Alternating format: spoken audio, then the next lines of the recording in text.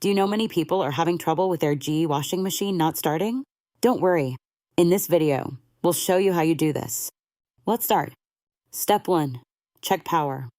First, ensure your washing machine is securely plugged into a working outlet and that both hot and cold water supply faucets are fully opened.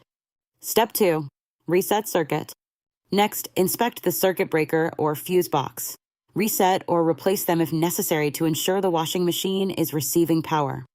Step 3. Close door. Make sure the washing machine door is fully closed. Firmly press on the door if needed to lock it properly, then press start. Step 4. Clean filter.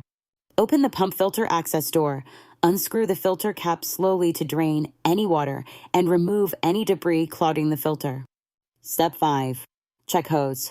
Finally, ensure the drain hose isn't kinked or blocked and is properly positioned to allow an air gap and prevent siphoning. With these steps, your GE washing machine should be up and running smoothly again. Still need help? Visit our website for the complete manual. There you will also find questions and answers from other GE users. Did you find this video helpful? By subscribing, you help us continue to answer users' questions. So, subscribe to our channel. Thanks for watching and see you in the next video.